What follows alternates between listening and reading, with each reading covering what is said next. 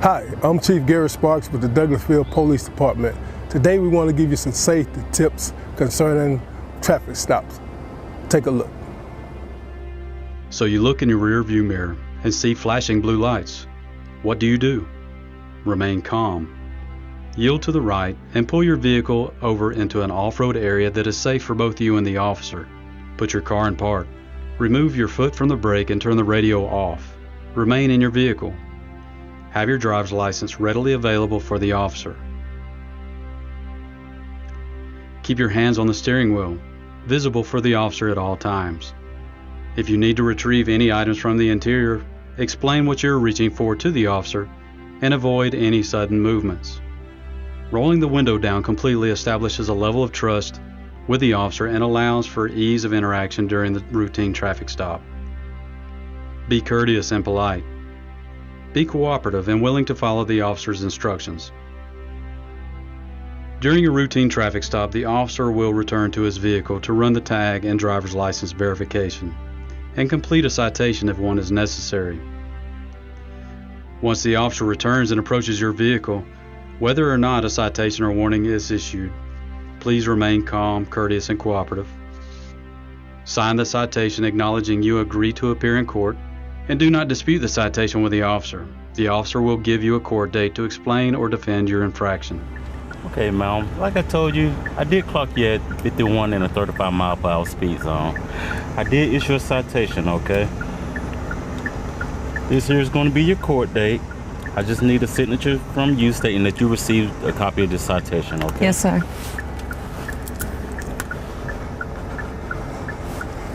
Thank you. All right. Here's your driver license. Thank you. Along with a copy of the citation, okay? You have any questions or concerns for me? No, sir. Okay, well, you have a nice day, okay? Thank you. Thank you. Following these few simple steps will help ensure a safe interaction for both you and the officer. I hope these few tips help you as it relates to dealing with law enforcement and traffic stops. Not only in traffic stops, but in all encounters with law enforcement. We hope that all our encounters are safe for the citizens as well as for our officers.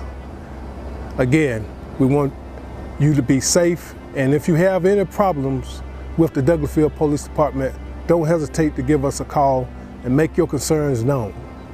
I would add that Georgia is a right to carry state, and we hope that if you are carrying, that on these traffic stops and all encounters, please let the officer know that you are carrying. This will ensure your safety and our officers' safety. Thank you, may God bless you, and may God keep our community safe. We are one.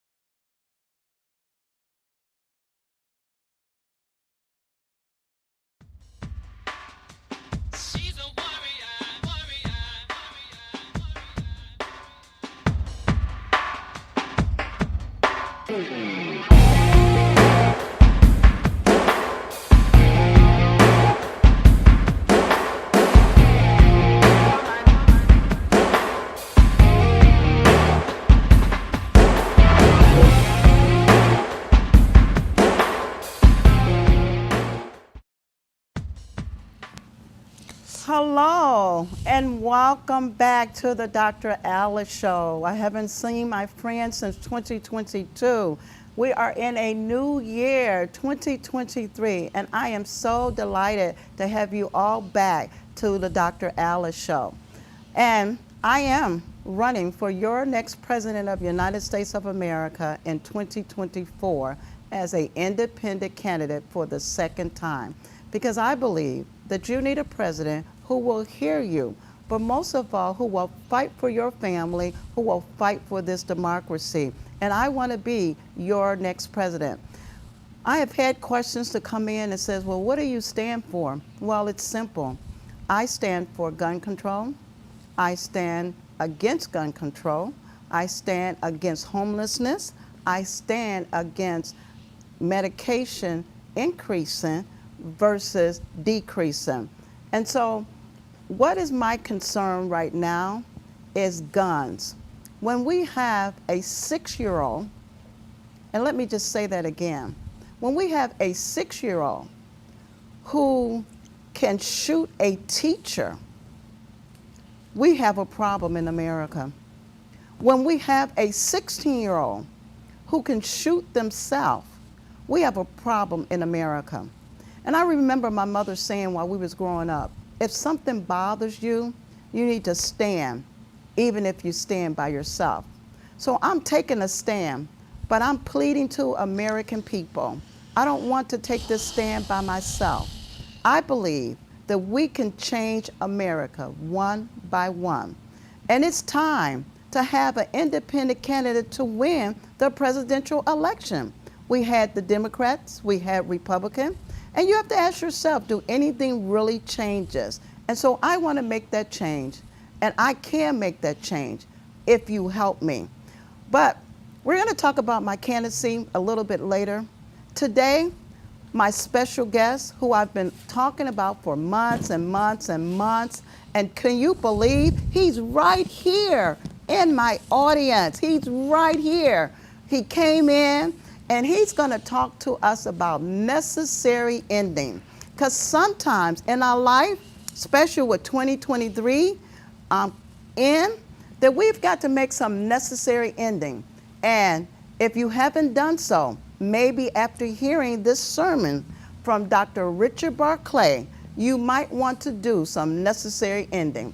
So without further ado, I would like to welcome my special guest, my preacher, Dr. Richard Barclay from the Stonecrest Church of Christ in McDonough, Georgia. Welcome, Dr. Barclay, to the Dr. Ellis Show. Well, thank you so very much, Dr. Ellis, for, first of all, your invitation to come and to be with you and your audience. And we certainly want to welcome your audience to this presentation on today. We also want to extend our commendation and congratulations to you on the pursuit of the presidency again of the United States of America. I wholeheartedly agree that we've had Republicans, now we have a Democrat in the White House, and it just seems like the same old thing over and over again. And so we want to extend to you our best wishes on your run for the presidency of these United States. Late last year, I did a series of messages at the Stonecrest Church of Christ. And Dr. Ellis is very faithful, dedicated, committed, and supported member of our congregation. And apparently the series so impressed and so wowed her that she's asked me to come and to share some thoughts about that series of sermons with you on today, and we're delighted to be able to do that. Behind these cameras is always my very encouraging and supportive wife. In a few months, it will be 50 years that we would have been married, and I certainly want to thank her both for her love and her support and her encouragement. Now, that series of sermons that I preached over a 3-month period of time found its roots in a book that I had in my library. The book was copyrighted in the year 2010. The name of the book is Necessary Endings by Dr. Henry Cloud, a psychologist out of New York City. Now, I want you to hear what I just told you, that the book was copyrighted in 2010 I bought the book in 2015, but I never got around to reading it until 2022. I have a section in my library of books that, I go to the bookstore, I buy, I peruse them in the bookstore, and I put them in a special section on my shelf. And it has been sitting there for, since 2015. I was actually looking for another book, and this one caught my eye. Obviously, I bought it, 6-7 years ago. Was impressed by it, had not yet read it in its entirety. And as I was looking for another book, picked that one up. And then, of course, started reading, and, as, any serious preacher, you're looking for sermons, wherever you can get them. And it just caught my attention, and I began to study. Now, the book itself is really not a book about religion. It's not a book about theology. It's a book about business. Dr. Cloud is a consultant to CEOs and to major businesses in the United States and across the world. And as a consultant to those businesses, wrote a book actually for them. But of course, there are some principles that I gleaned from it and of course, just kind of, as preachers do, just kind of made it into a series of sermons. And I want to share some of those thoughts with you on this day. Now, again, the title of the book is Necessary Endings. In her very wonderful introduction, Dr. Alice talked about some things that need to come to an end right here in our own situation. And she talked about a 6-year-old boy who takes a gun to school and shoots a teacher. 16-year-old boy walking through the mall in my community over there in Lithonia. Gun accidentally goes off, shoots himself. That kind of behavior needs to come to an end. And I'm delighted that she is a voice that recognizes that that needs to have a climax, that needs to have a termination. This whole series was based upon a passage of scripture from the book of Ecclesiastes, chapter 3, verses 1 through 8. Let me read some of the verses for you and kind of apply them to the book Necessary Endings. Ecclesiastes 3, beginning at verse number 1, starts out by saying, listen to this very carefully, to everything there is a season and a time, to every purpose under the heaven. Listen to it again. There is both a season and a time for everything, every purpose under heaven. It goes on to list 28 things in 14 different parallels. It starts out by saying, there's a time to be born, and there's a time to die. There's a time to plant, and there's a time to pluck up that which is planted. Respecting the time situation here today. We won't read all of this. I certainly would encourage you to do so. So let me drop to the last verse, at verse number 8, where it says, there's a time to love and there's a time to hate. There's a time of war, and then there is a time of peace. Now, when you look at these 14 parallels, these 28 statements, it starts out by saying there's a time to be born. There is a time to die.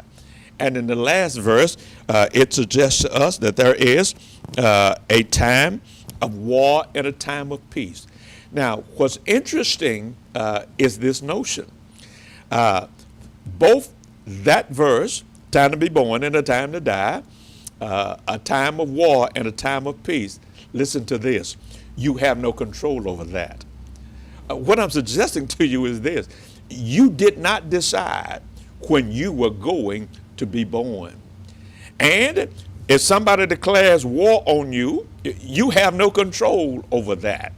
So while the paragraph begins by saying there are some things that you have no control over, that is, when you're going to be born and when you're going to die, time of war, time of peace, those are outside of your control. But the other things that he listed, you have some control over that. He said, listen, there's a time to plant. There's a time to pluck up that which is planted. In other words, you can make that decision. But here's the preaching point that you need to consider. And the point that I tried to convey to our church over a 3 month period of time. And there comes a time, there is, watch this, a time and a season for everything. Now, this is January the 13th, 2023. The season of the year is winter. It's cold here in the southeast. It's cold here in Atlanta. Why? Because this is winter season.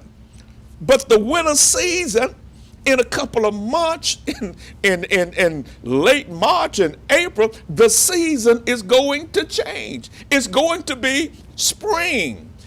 And all the writer is saying here in Ecclesiastes is there's a certain time and there's a certain season. The season begins and the season ends. Watch this. That's why there are necessary endings. What if here in Atlanta it was this cold all year long? Well, the economy is going to suffer. Relationships are going to suffer. Business is going to suffer. It's okay to have winter for a few months, but this is Atlanta. This is not Alaska. This is not the North Pole, where they don't have those variations of seasons like we do here. But watch this, they have a season. All I'm trying to suggest to you is simply this. There are times that you begin stuff, and then watch this. There are times that what you begin must now come to an end. So what is a necessary season? It is something that needs to come to a climax because either their time or their season has ended. In other words, there's going to come a time when, as morbid as it may seem, I'm going to take my last breath. Why? Because there are only so many beats in this heart. Exercise, you ought to. Eat right, you ought to. But there are only so many beats in this heart. One of these days, just like my time began, February the 16th, 1952, there will come a day, there will come an hour in which my time is going to be up on this earth, and your time is as well. And we need to understand that. So all I'm saying to you is this, that a necessary ending is simply the zenith, the climax, the end, watch this, of something. It could be business. It could be a relationship. Here is the problem, and Dr. Cloud addresses this in his book. You know, we don't do endings well. And because we don't do endings well, we kind of hurt ourselves. Watch this. We find this even in politics. Since Dr. Alex is running for the presidency, come here. We have a former president who did not and does not accept the ending of his presidency. In fact, because he could not accept that ending, we had an insurrection that challenged the very fabric of our democracy. Dr. Alice just said one of the reasons she's running is to preserve our democracy, because former President Trump could not accept a necessary ending. And so we find it in politics. Not only do we find it in politics, we find it in business. Do you remember Blockbuster? Remember how you used to go to a Blockbuster store and order a movie, and then in a few days you had to take that movie back to the store? Blockbuster, corporate executives did not see its own endings coming. Now, incidentally, when is the last time you went to Blockbuster? Well, here's the reality. You and I got Netflix in our home. We got movies on demand in our home. And here's this big corporation that was making, watch this, $1 billion a year just in late fees. And I know because I paid some of them. But now here's the reality. That business ended. And it did not end well, because we don't do endings well. Now watch this. Practically, let me illustrate a necessary ending for you to show you how we don't end things well. You're right there in your house. All you need to do is go to your closet. My wife and I live in a house that I built for her about 15 years ago. Now, just the two of us live in that house. It's almost 5,000 square feet. Just the two of us live in that house. Our sons are grown and gone. They live in Texas. Let me say it one more time. Just the two of us live in that house. We got 5 bedrooms. We got 7 closets. Now, I need to be as nice as I can because she's sitting on the other side of this camera here. But we got 5 bedrooms, but we got 7 closets. All of the closets are full to capacity. And in her closets, the rails, because of the weight of the clothes, are coming loose from the wall. Okay, let me try it again. 5 bedrooms, 7 closets. Now, if I'm going to be brutally honest with you, 3 of those closets belong to me, and they are all filled with clothes. Watch this. It's just the 2 of us. 7 closets. Why? Because we have this emotional attachment not to throw stuff away. In fact, the next time you're out and about, look at the many businesses called U-Storage or Life Storage. It's a multi-billion dollars a year enterprise. And you know why? Because we don't disconnect, watch this, even from stuff we don't use. I mean, you and I both got clothes in the closet. We hadn't worn them in 6 months. We hadn't worn them in 6 years. But somehow we have this illusion that we're going to wear them again. But we have not worn them in 6 months. We have not worn them in 6 years. We don't do endings well. Now, what am I trying to say to you? That a necessary ending is something has to stop. Something has to come to a conclusion. And it is absolutely necessary if we're going to get to the next level. Let me offer you 3 suggestions that come out of the books, and then we'll be ready to answer some of your questions. What are some reasons for a necessary ending? And what's interesting is Dr. Cloud suggests that when he was writing the book, he needed a way to illustrate to executives and CEOs how that some things in their business needed to come to an end in order for the business to sustain itself and even to be greater.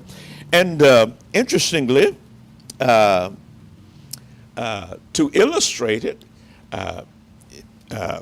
he went and he got a rose bush. And I just happen to have one today. My wife is a country girl. With all due respect, I was born in the town, but she was born in the rural, and she's kept that mentality all of these years, and she loves the gross stuff. Dr. Cloud, in order to illustrate necessary endings, goes out and he studies for a conceptual image of his book, a rose bush. And this is where he gets his 3 principles in the book from, and showed up in the sermonic series with biblical application. He took the rose bush and he says that the experts taught him that in the rose bush produces more buds than it has enough nutrients and sap to go to those buds. So it then became necessary for the gardener to cut back some of the buds in order that more sap and more nutrients could get to where the buds would be most productive. In other words, his first principle was, if there is any initiative, any situation that's good, that can get better, then you have to cut back on the good in order to achieve the better. So if there's something that is siphoning off one of these buds that has more promise, then you have to cut back on some buds on the bush, that which shows more promise can be realized. And that's the first principle of the book. There may be some stuff in your life. Watch this. It may not necessarily be wrong, but that it may be a challenge for something more productive in your life. Let me see if I can illustrate that. I'm a teacher. Yeah, I'm a preacher, but at heart, I'm a teacher. I'm an instructor. In order to be an effective teacher, I can't sit on 10, 15 different boards, because in order to do that, that consumes some of my time. And I won't be as effective as a communicator and a teacher as I need to be. Now, sitting on boards are good. I sit on several different boards, but I don't have the time element to sit on 10, 15 boards. They're good, but if I'm going to maximize my effectiveness and my gifts, then some stuff needs to be cut back. And then he says the second principle is simply this. There are some buds on a rose book that are sick, and they're not going to get better. And he takes that as a principle. There are some relationships in your life, or in your business, or in your situation that are sick, and they are not going to get better. And then third and finally, and we'll be happy to entertain some questions after this. Third and finally, there are some things on the bush that are dead and just need to be removed. Now remember, there are some things, they're good buds, but there are buds that show more promise, and you have to cut them back. But then there are some buds on the bush that are dead, and they simply have to be removed. Some of you are in dead-end jobs. Some of you are in dead-end relationships. And what do we do? Well, the tendency and the propensity is just to continue in that deadness. Well, some of you are in relationships that died long time ago. You've had the funeral service. You've had the obituary read. But unfortunately, you have not interred that dead situation. And so all I'm suggesting to you is, based upon the principles of the book, that there are some necessary endings. There are some good things that can get better. There are some sick things that are not going to get better. There are some dead things that need to be removed. I look forward to having this discussion with you and applying some of these principles to the Bible, and hopefully that will be the vein of your questions. We look forward to entertaining some of your questions and some of your concerns coming out of this talk. Dr. Alice?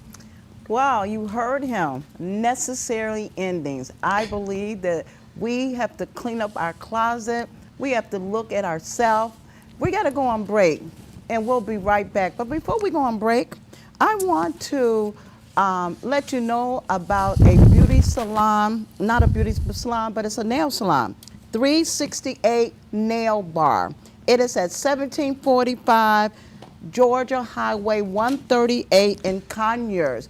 The owner there is Mike. Please stop by there. They'll take very good care of you. And I want to send a shout out to you, Mr. Mike, and thank your staff for taking care of me on yesterday. Again, 368 Nail Bar, 1745 Georgia Highway 138. And what's good about him is that every thing that you do that you have to have service is 15% off. So you don't want to miss that special.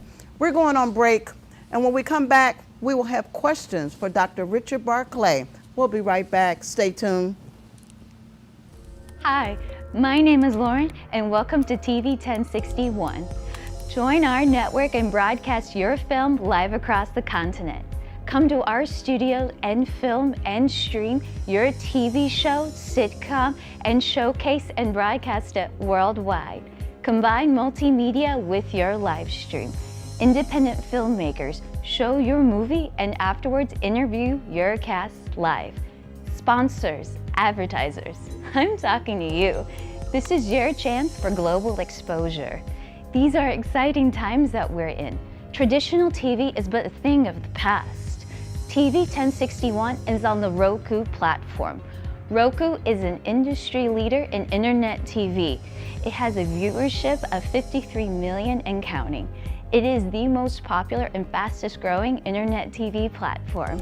If you are interested in developing and showcasing your movie or show, or interested in coming in as a sponsor or advertiser, please send us your contact information with a brief description of your interest to 1061tv@gmail.com. Thank you.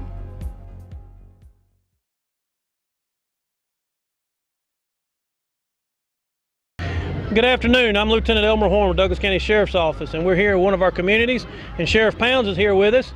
And Sheriff Pounds is very involved in his communities, and he come out. We brought out our grill and our smoker so we can come out and help cook for this community. And Sheriff Pounds himself has come out and helped cook with us, and he's here to cook and help these folks today. Good afternoon, ladies and gentlemen. This is one of the programs that I call Taking My Community Back. If you don't get out there and get involved in your community, you ain't gonna be able to get it back. And the sad part about it, we losing our young men at such a pace that it's unreal. We got to come up with something that will help us with these children. Got to. So this is what I'm doing. I love it. I'm out here in the sun. It's hot, but like I said earlier, we're gonna do these until we get that gap between law enforcement and the community bridge. We're gonna bridge that gap because we're gonna get out of here, we're gonna shake hands, we're gonna find out if they got any kind of problem we can assist them with, and invite them to the sheriff's office and come to the roll call. Just come see what's going on at the office. Thank y'all so much for being here. Thank you, Sheriff Pounds. And like I said, this is just one of many events that we bring this grill out to help with our communities and get involved. I'm here today at one of our community outreach days with our sound truck. And our sound truck is used for just what you see. We come out to community days, we play loud music, and be able to just have a good time with it and enjoy our community. Our sheriff's office, you get to see us in a little different light. We're not always out there writing tickets or locking people up. We come out to your community day and be a part of your day and help you celebrate your community. And this is just one of the ways that we can do that, was with our sound truck. We're here today in one of our communities. We brought our ice cream truck out. A lot of people like to laugh when I say the sheriff's office owns an ice cream truck, but this is exactly what it's for, is we bring it out to our communities. We give away ice cream. We don't charge for the ice cream. The ice cream is free. And we have partners in our businesses in our community that help pay for the ice cream so that we can give it away for free. And we give it away. We go to schools. This is just one of many events that we bring our ice cream truck to. We go to the school systems. We come out to community days, block parties. We just come out and see you and help you enjoy and celebrate your community. Thank you.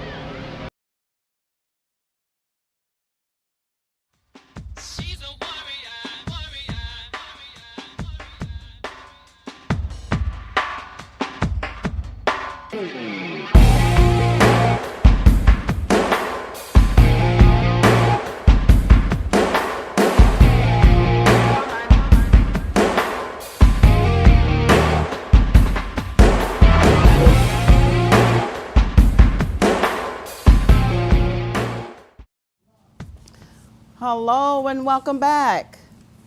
We have our special guest, Dr. Richard Barclay, talking about necessary endings.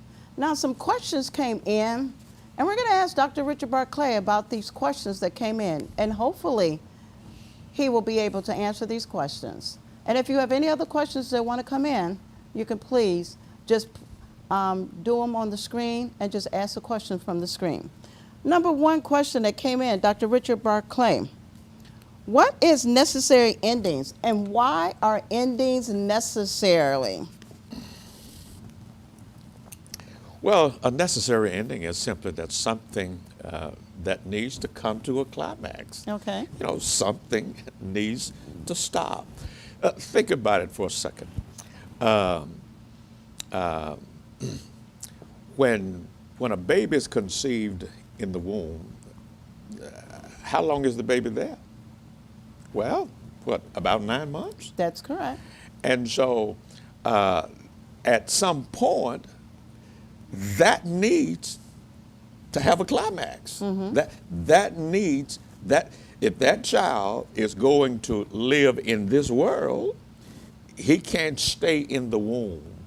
And so it now becomes necessary for that part of his life to end in order for something else to begin. Okay. And so all of life is like that. Mm-hmm. That things have to evolve, things have to come to an end in one situation, and then watch this, we have to make the adjustment to the next level of living. When the baby comes here, in the womb, temperature is the same, never hungry, but just as soon as it gets here, temperature is changing. He's not being fed on a certain clock that it was while it was in the womb. Now the baby has to make that adjustment. And then the baby then has to kind of grow up to a whole nother level. And so endings then become absolutely and unequivocally necessary. All right, thank you. The other question that came in is, what is the purpose of pain, and how is pain associated with necessary endings?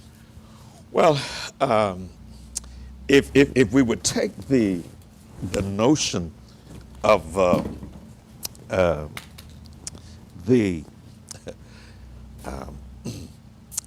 the rosebud. Mm-hmm. Now, I know this is an inanimate creature, but before I left the house this morning, I went out to my wife's rose bush, and took a knife out the kitchen and cut it off.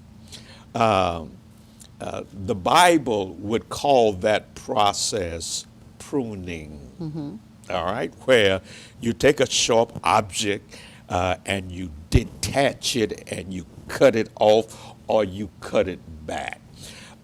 Pain is an indicator in the body that something is wrong. Now, how do we apply this to relationships? Well,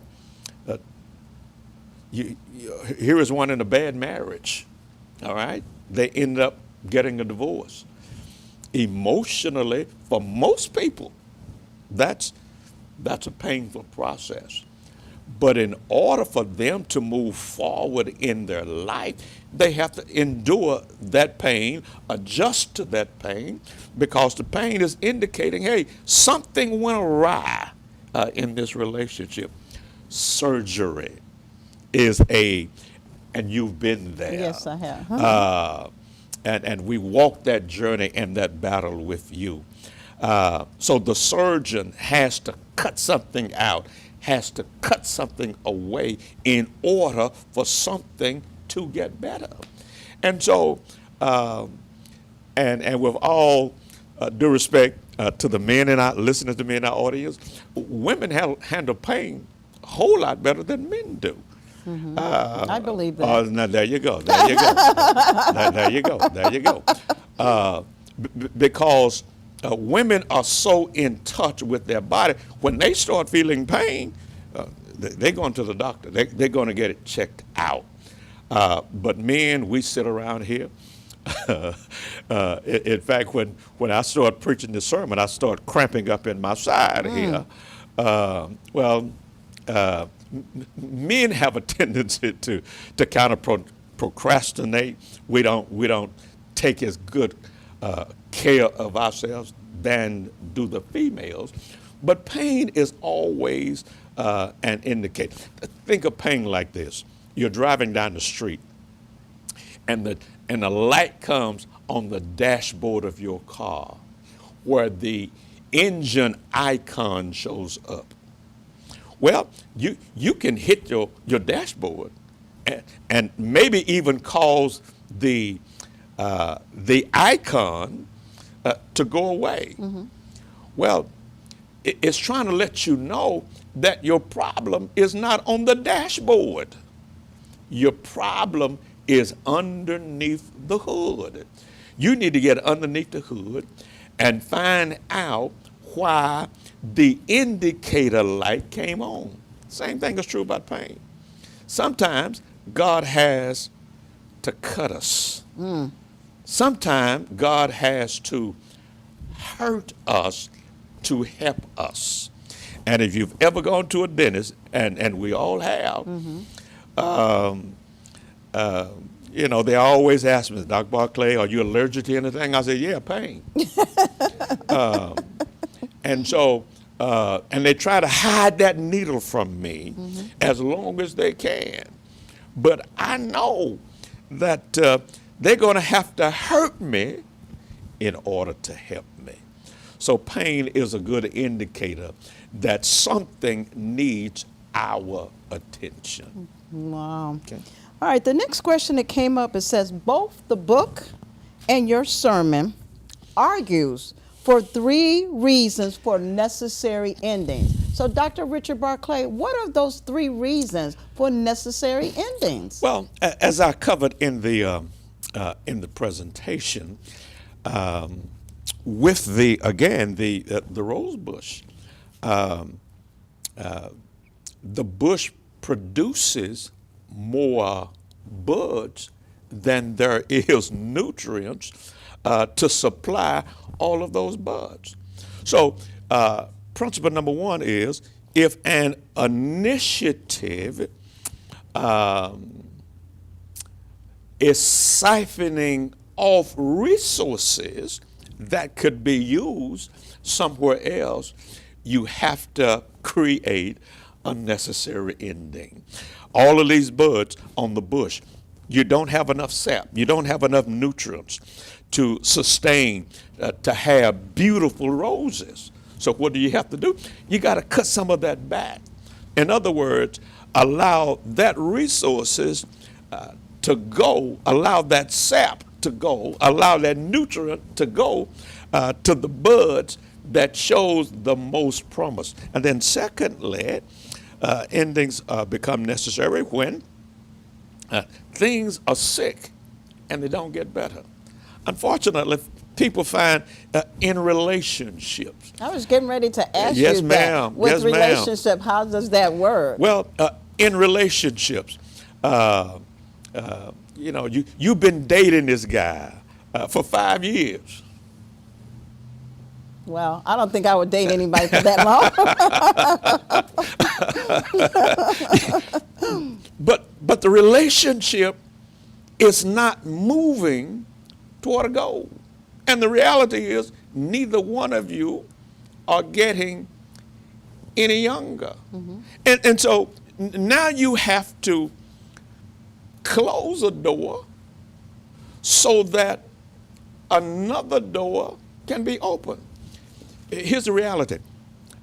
In that 5-year relationship, he may think or she may think time ain't right. Or the season is not right.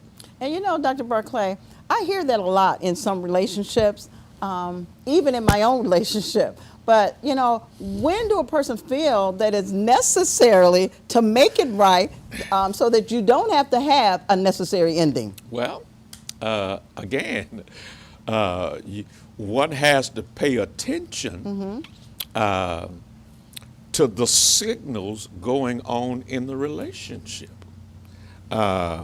You can close your eyes. You can blind yourself to the reality of what's going on in this relationship. He's not affectionate. She's not affectionate. You don't feel the closeness. He or she won't accept the responsibility of making it better. You've heard me say at Stonecrest Church, look, you can be miserable by yourself. By yourself. I agree with that one. You don't need help for misery, but you have to pay attention to the signals, to the flags going on in the relationship. But we love him so much. He loves us so much that we become blinded by our own desires and our own emotions. When I was growing up, I had a dog. Loved that dog by the name of Tippy. You know, I'm from a family of 15 brothers and sisters. It's a big family. You know, we didn't have a lot of food to throw out the back door, not with all those mouths to feed.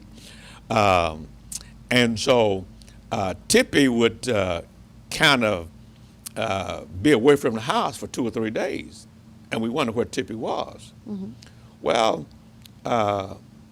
we would eventually go up and down the street, and Tippy was eating at somebody else's house. Well, the message was clear to us. We learned quickly Tippy may not have been eating at our house, but Tippy was eating. And we got a whole lot of Tippies in relationship. You know, he doesn't have time or she doesn't have time to meet your physical, emotional, and spiritual needs. Well, that may be a flag, an indicator. No, that is an indicator light that, okay, something is awry here. And you have to assess that because for him or for her, they may think, okay, not my time, not my season. And unfortunately, and you know my love and my desire to play golf, it's too cold to play golf out there. Unfortunately, I can't rush the season. I'm going to have to wait until the weather warms up in order for me to play golf. And this is what we need to understand about relationships. You can't rush them. You can't rush the time. You remember when we were teenagers, we wanted to be grown folk? Mm-hmm. All right? It came one day at a time. And now a lot of us have got grown. We want to try to go back and become teenagers. That clock doesn't go that way. It only moves forward. Mm-hmm. Okay? Now, what about business? We have people that are struggling with their business. They want to get out and be on their own, and they just can't do that necessary ending. What is your suggestion for somebody that in a big corporation? What do you tell them, or somebody that just wants to go and get into their own business?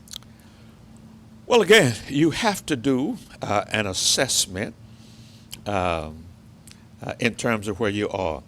Let's say this business is not leading me to my life's goals, my life ambitions, my life aspirations, and I want to go somewhere else. Well, evaluate that, assess that, because right now this business is the one that's paying the mortgage and the light bills, utilities, and all of the medical and all of that. So first of all, evaluate it. See what your options are. Can you be better here?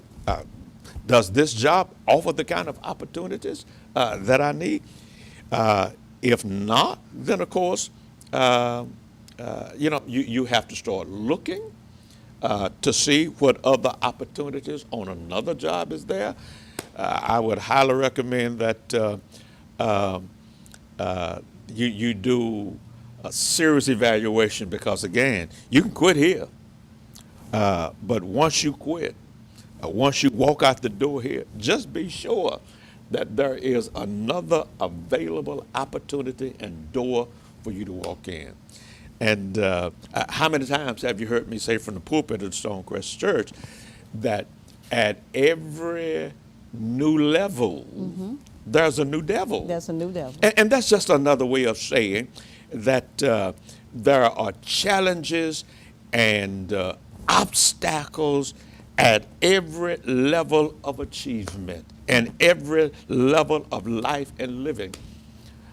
How many folk have said to you, why are you running for president? I hear that all the time. I hear that all the time. Or you're not going to do anything.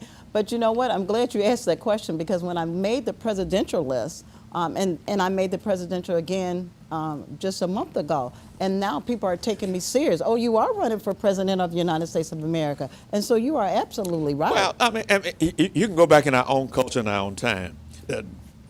What did we say about Jesse Jackson? Mm-hmm. All right. Run, Jesse, run. Mm-hmm.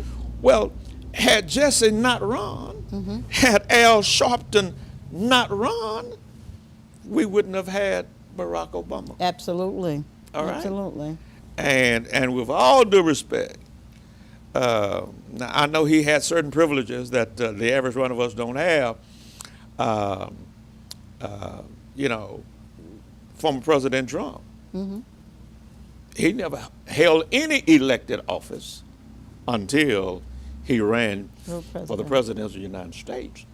And so if it causes people to look at you kind of sideways, you don't know the impact, if not for you, for someone who's watching you, who wants, like you, to make the democracy, to make our neighborhoods, to make our military better.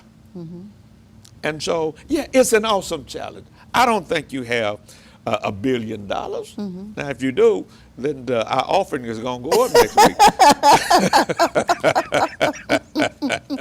I'm going to have to call you into the office. That's right. All right, we got to reassess this tithes and offering thing here. But the reality is that, look, these are your dreams. These are your aspirations.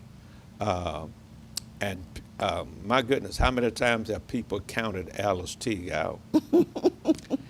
How many times has cancer Yes. counted you out? And look at you. Yes. Thanks be to God. I made it through. So back to the question, just do a serious evaluation. Okay. Before you close this door, just make sure that there is a potential door of opportunity waiting for you. Okay. The next question is, do you agree that leaders are born and not made? With all due respect, no, I don't agree with that notion. Okay. And for this reason. It's like saying a self-made man, Okay. self-made woman. Anyone who thinks they are self-made, I look straight into the camera and say, take a deep breath and hold it. Okay. You will soon find out that you are a dependent creature. We depend on air going through, in and out of these lungs. We are dependent creatures. We're not self-made. Now, this notion about leaders being born rather than made, it reminds me of a tourist was over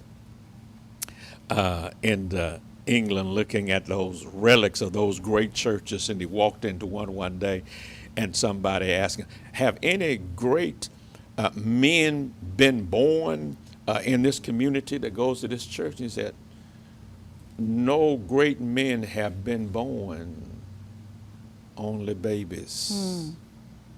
And so the notion is, no, great men are not born. We start out as babies. This notion about leaders being born, no, gifts have to be developed. We throw the word anointing around even in religious circles. But in the Old Testament, when a person was anointed, they were given unusual abilities and gifts that did not require training. That's anointing. Gifts. My gift of teaching has taken me 50 years to develop. 14 of those years in undergraduate, graduate, and postgraduate school education. And so I've had to develop the gifts that were placed in me in seed form. But seeds have to grow and develop, and that takes time. Okay. All right. The other question that came is, are there any reason for necessary endings in the Bible? Oh, absolutely.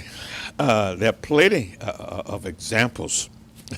In fact, if we go back to the book of Genesis, we got the creation in chapters 1 and in chapter 2, middle portion of Genesis chapter 2, we have God creating a garden, and then bringing the man that he has created, Genesis 2:7, and the Lord God formed man from the dust of the ground, breathed in his nostrils the breath of life, man becomes a living creature, takes that man, puts him in the garden, and then gives that man a wife that he has made from that man, and says to him in essence, listen, this is your home, this is your wife. If you want to keep your home, if you want to keep your wife, stay away from the tree in the middle of the garden. Mm-hmm. What's that all about? That's a necessary ending. Mm-hmm. If you want to keep your home, if you want to keep your wife, stay away from this tree, because this tree is going to bring an ending to this paradise situation. And what happens? Man and the woman eat from the tree God told them not to eat from. And so God had to end their relationship in that garden, because God also had another tree there called the tree of life, which means that if you ate from that tree, you would never physically die. So God says, no, you ain't got to go home, but you got to get up Out of here. out of here. And so God ended their relation. And then you go to Genesis chapter 3. Okay. I'm sorry, Genesis chapter 6, verse number 3, where God says, my spirit shall not always strive with man. And because man had become much like man has become today, evil at the core. And because of that, not only is man evil, the world in which man lives is evil. The animals are evil. So God says, I got to start over. So God ended that civilization by way of a flood in order to start over. So you have these endings throughout, the biblical record. Remember Lot's wife? Yeah. Yeah, turns into a pillar of salt. She's still out there in the desert somewhere. And so the Bible is replete with these stories of how things how things come to an end. So the biblical record is replete with them. Okay. Now here's another one that is a very interesting question. It says, is there a contradiction in the Bible, necessary ending, when the Bible teaches us to be patient, long-suffering with one another? Oh, that's very insightful. Yes. And the answer is absolutely. Jesus tells a story in Matthew chapter 18, and it's really about forgiveness. And he ends up by saying to Peter, the character in the story, because Peter asked the question, Lord, how many times can I forgive my brother? My brother sinned against me, and I forgive him. Peter throws out the number 7. Well, the current thinking and the current belief in this day is you can actually forgive your brother 3 times, and after 3 times, that's it. All right? Peter doubles that and throws one in for good measure. Peter says 7, and Peter thinks he's being magnanimous. And Jesus responds to him by saying, I say not unto thee 7 times, but watch this, 7 times 70.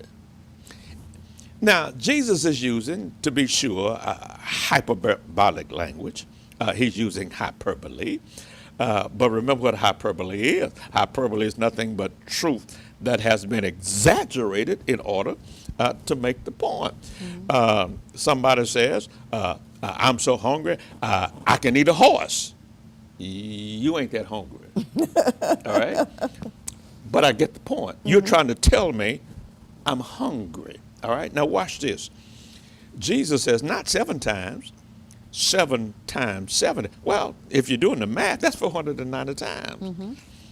So even if you take it in a literal kind of way, and one is not to take it in a literal kind of way, but if one takes it in a literal kind of way, it ends at 490. All right? And so with the passage I just cited for you from Genesis chapter 6 and verse number 3, God says, my spirit shall not always strive with man.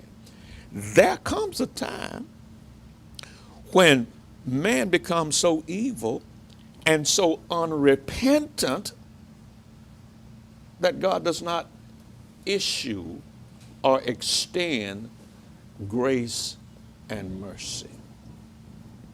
And so there is no biblical contradiction in the notion that that endings don't occur, because we have passages that talk about patience and talk about long suffering.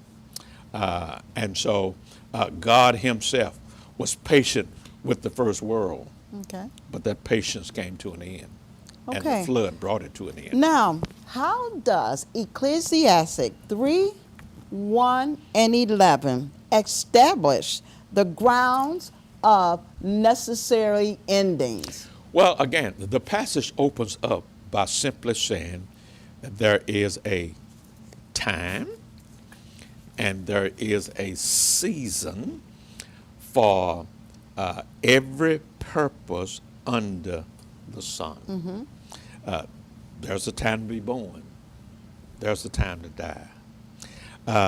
And so it established the fact that all of us have a certain amount of time in order to accomplish certain things.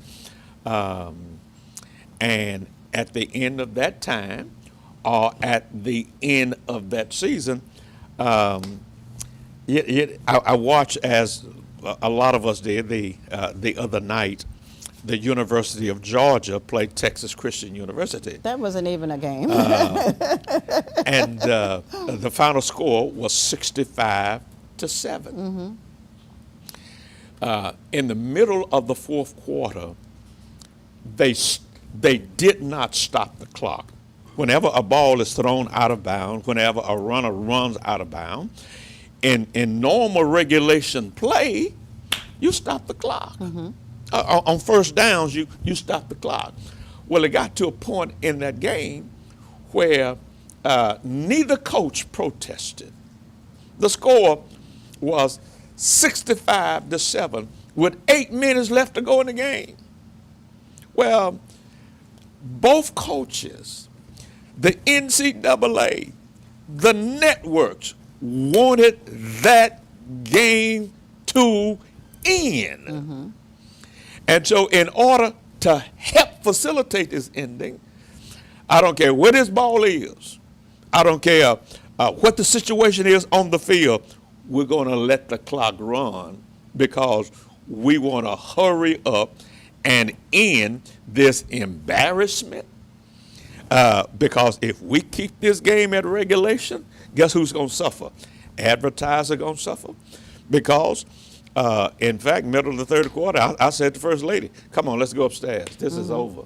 I said the same thing. I said the same thing. I And said it was so, over. and so if people stop watching and you've paid millions of dollars for advertising, but nobody is watching, then your product is going to be hurt. So what do you have to do? You have to end it. And we need to understand that, life is like this at times. Okay. We have to go on break, but when we come back on break, we're going to have some more questions for our special guest, Dr. Richard Barclay. And he has 3 books that's out, and we're going to talk about those books, how you can contact him. He's going to talk about the Stonecrest Church of Christ, so if you're in the area, you can visit. And again, we'll be right back. There are no mistakes or regrets in this life, only the opportunity to learn and evolve. Leave your imprint on this earth. In that process, it's a responsibility and calling to aid others where possible. When you've been blessed, you should look to be a blessing. That can take the form of your time and resources. You only have one life to make a difference in others, so why not show up and be great? But not for the sake of yourself, but for a generation of onlookers who are looking to see what's possible. Being a State Farm good neighbor in the community is a privilege that I don't take for granted. My name is Sherry DeVos Denard, and my office is located in the industrial side of McDonough, Georgia. We service all of Georgia and neighboring states Alabama and South Carolina.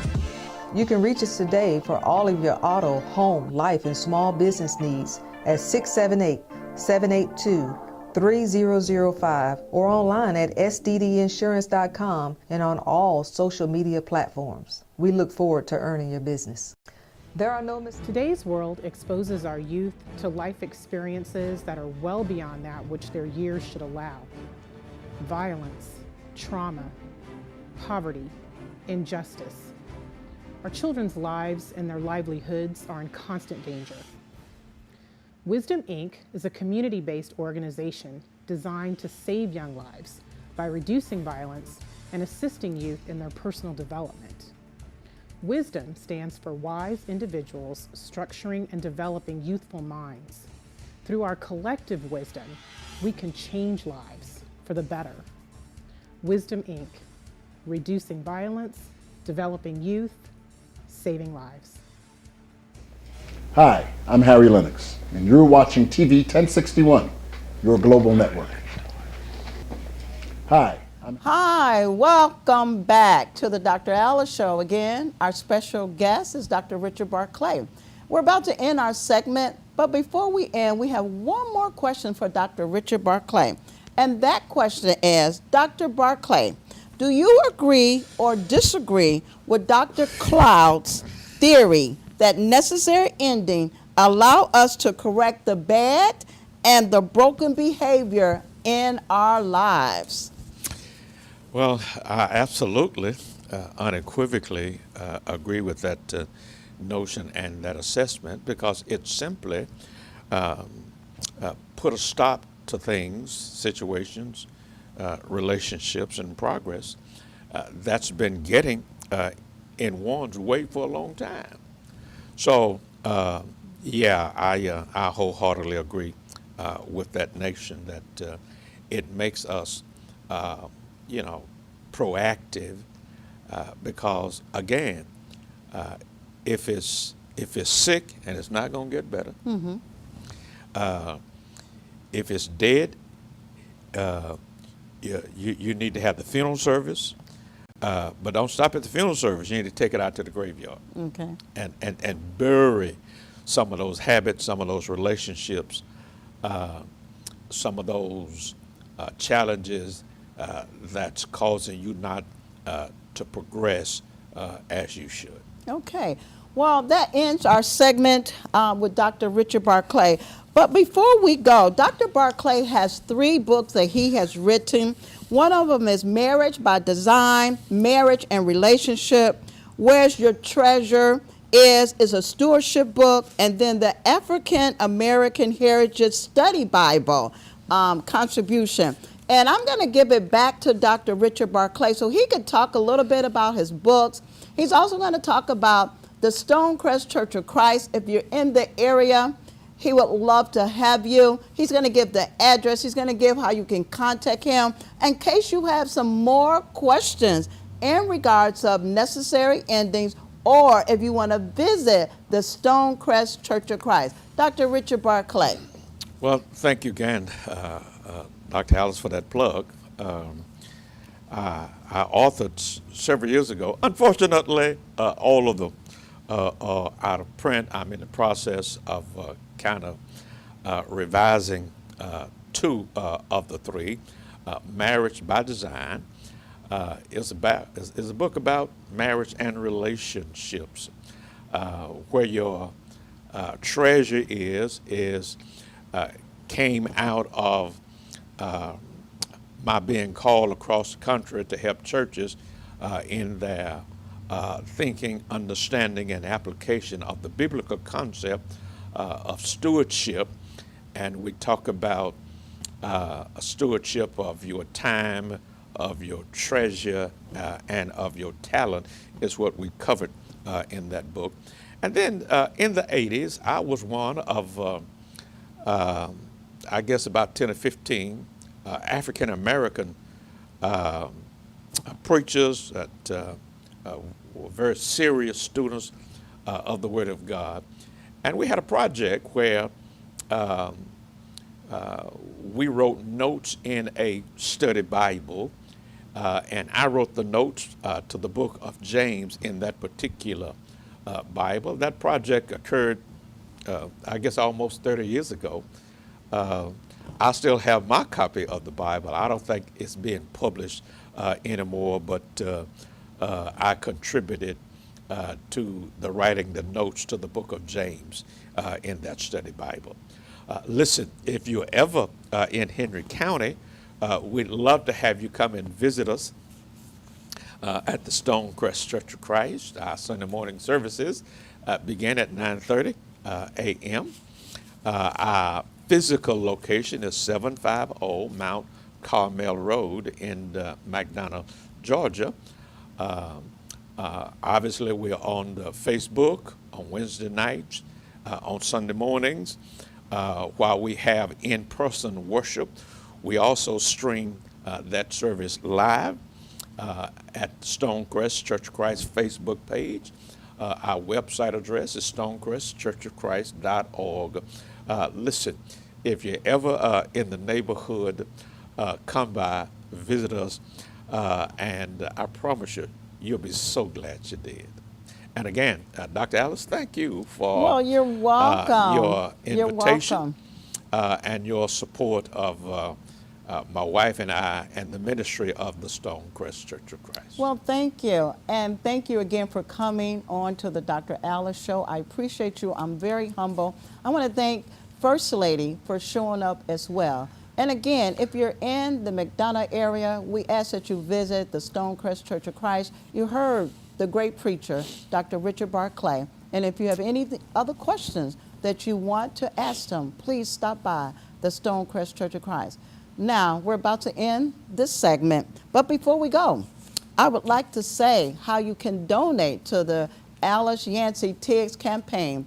You can do a Cash App, the Yancey Tiggs 2024, or you can call the Tiggs campaign at 470-486-7460. Remember, I can't run this race without you. Let's make a difference in 2024. I'm ready.